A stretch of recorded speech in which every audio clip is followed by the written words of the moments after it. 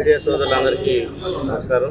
మరి గడిచిన 19 నెలల కూటమి ప్రభుత్వం అన్ని విధాలుగా కూడా విధ్వంసానికి గురైనటువంటి రాష్ట్రాన్ని, రాష్ట్ర ప్రజానీకాన్ని, పరిపాలనని గాడిలో పెడుతూ అభివృద్ధి వైపు ప్రయాణం చేస్తున్నటువంటి తరుణం.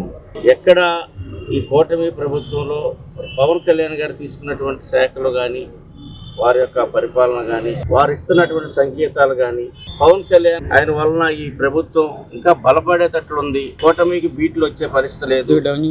ఆలోచన వైఎస్ఆర్ పార్టీ అధినేత జగన్మోహన్ రెడ్డి గారు కానీ, వారి యొక్క నాయకులు కానీ సోషల్ మీడియా ద్వారా, వారికి ఉన్నటువంటి పత్రిక ద్వారా దుష్ప్రచారం చేస్తూ, అసత్యాలను ప్రచారం చేస్తూ ప్రజానీకాన్ని తప్పుదోవ పట్టించాలన్నటువంటి ఆలోచన. 108 వెహికల్స్ ఉన్నాయో సకాలంలో జరగకపోవటం వల్ల మనుషులు ప్రాణాలు గాలిలో కలుస్తూ ఉన్నాయి. 108 నిర్వీర్యం చేస్తా ఉంది. సరైనటువంటి నిర్వహణ లేదు. తద్వారా ప్రజలు ప్రాణాలు కోల్పోతా ఉన్నారు అనేటువంటి సవతి తల్లి ప్రేమని కనబరుస్తూ వారి పేపర్లో అసత్యాలను ప్రచారం చేస్తున్నటువంటి పరిస్థితి మొన్న సాక్షి దినపత్రికలు వచ్చినటువంటి దాన్ని బట్టి చూసాం. మరి 108 కానివ్వండి, 104 కానివ్వండి, రాజశేఖర రెడ్డి గారు ప్రవేశపెట్టిన తర్వాత 2014 నుంచి ఎన్డీఏ ప్రభుత్వం వచ్చిన తర్వాత 19 వరకు సక్రమంగా అన్నీ కూడా ప్రజలకు అందుబాటులో ఉంచారు. తర్వాత ప్రభుత్వం జగన్మోహన్ రెడ్డి గారు ప్రభుత్వం వచ్చిన తర్వాత ఆ వెహికల్స్ అన్నిటిని కూడా తీసివేసి మరి వారి యొక్క బినామీ సంస్థల ద్వారా కొత్త వెహికల్లు కొని దాంట్లో నాణ్యత లోపాలు కానివ్వండి, అదేవిధంగా వారి బినామీ లీడర్ అయినటువంటి విజయసాయి రెడ్డి గారికి సంబంధించినటువంటి అరబిందో సంస్థకి మరి నిర్వహణ బాధ్యతలు అప్పచెప్పి ప్రభుత్వ నిధులు కాజేసి, ప్రభుత్వ ధనాన్ని దుర్వినియోగం చేసి ఆ వెహికల్స్ను కూడా సరైనటువంటి నిర్వహణ లేకుండా చేసినటువంటి పాపం గత ప్రభుత్వాన్ని. మరి ప్రభుత్వం వచ్చిన తర్వాత ఆ వెహికల్స్ అన్నింటికి కావాల్సినటువంటి ఎక్విప్మెంట్ అంతా కూడా సమకూరుస్తూ మరి సకాలంలో ఈ రోజున భవ్య ఏజెన్సీకి ఇచ్చారు. దాన్ని మానిటరింగ్ చేసుకుంటూ ఎక్కడ జరిగిన ఏ ప్రమాదం జరిగినా కానీ, మరి లోకల్లో ఎక్కడ జరిగినా వెహికల్ వెళ్ళాలంటే ట్రాఫిక్ కానీ మ్యాక్సిమం ఒక 15 నిమిషాలు 20 నిమిషాల లోపు అక్కడ చేరుకుంటుంది. అదే ఇతర ప్రాంతాల్లో అయితే మ్యాక్సిమం 20-25 నిమిషాల్లో అక్కడ చేరుకుంటుంది. వాళ్ళు కూడా గాలిలో ప్రయాణం చేయలేరు కదా, రోడ్డు మీద కదా ప్రయాణం చేయవలసింది.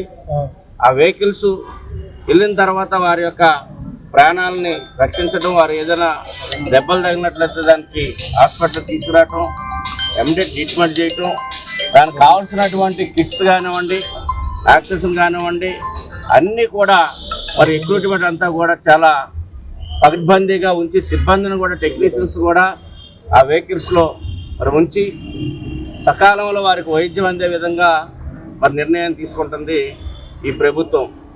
అదేవిధంగా ఎందుకంటే ఇవాళ చూస్తూ ఉన్నాం, పవన్ కళ్యాణ్ గారి పేరు ఎత్తితేనే జగన్మోహన్ రెడ్డికి వారి నాయకులకి జ్వరం వస్తూ ఉంది. ఎందుకంటే నా యొక్క పదవి ఈ పవన్ కళ్యాణ్ గారి వల్లే పోయింది.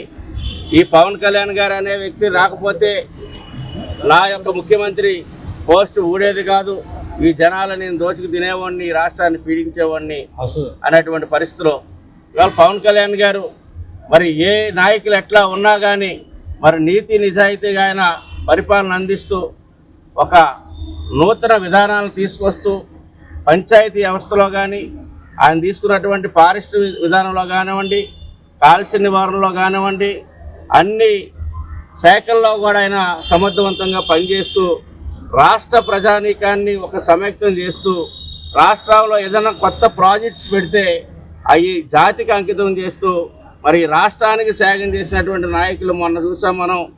మరి పొట్టి శ్రీరాములు గారు పేరు పెట్టినటువంటి పరిస్థితి చూసాం.